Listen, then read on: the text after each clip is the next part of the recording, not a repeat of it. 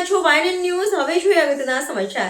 મહારાણા પ્રતાપની 485મી જન્મજયંતિ નિમિત્તે વડોદરા મહાનગરપાલિકા દ્વારા ફતેગંજ વિસ્તારમાં આવેલા પ્રતિમાને પુષ્પાંજલિ અર્પણ કરવામાં આવી હતી. મહારાણા પ્રતાપ જન્મજયંતિ વર્ષે મહારાણા પ્રતાપના જન્મદિવસની યાદમાં ઉજવવામાં આવે છે. મહારાણા પ્રતાપનો જન્મ 9 મે 1540ના રોજ રાજસ્થાનના કુંભલગઢ ખાતે થયો હતો.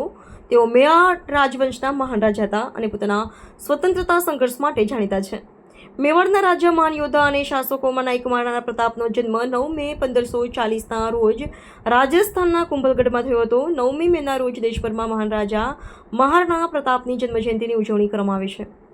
ખાસ કરીને આ દિવસ રાજસ્થાનના લોકો માટે ખૂબ જ મહત્વપૂર્ણ દિવસ છે. મેવાડના શાસકને સૌથી બહાદુર રાજપૂત યોદ્ધામાંના એક ગણવામાં આવતા હતા અને તેઓ મુગલો સામેની તેમની યાદગાર લડાઈઓ માટે જાણીતા છે. 9મી મેના દિવસે તેમની બહાદુરી અને હિંમતની યાદમાં ઉજવણી તરીકે ઉજવવામાં આવે છે. ત્યારે વડોદરા મહાનગરપાલિકા દ્વારા ફતેગંજ વિસ્તારમાં આવેલા મહારાણા પ્રતાપની પ્રતિમાને પુષ્પાંજલિ અર્પણ કરવામાં આવી હતી.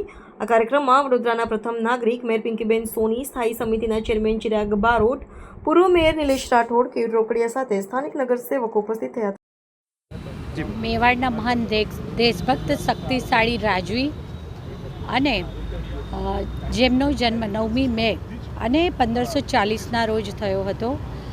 રાજસ્થાનના મેવાડમાં જેમનો જન્મ થયો હતો.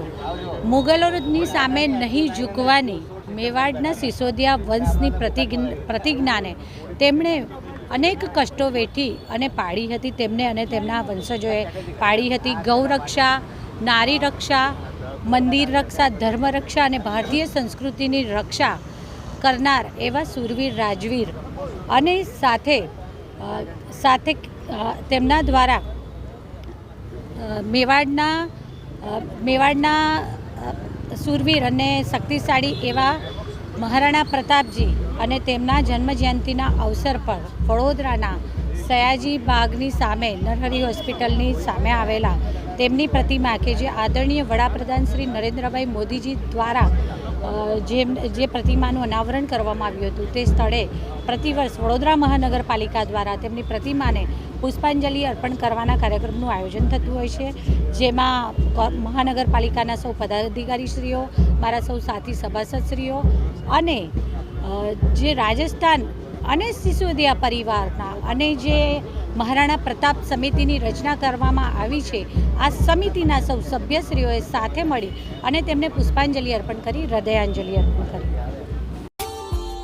Subscribe now and press the bell icon. Never miss an update.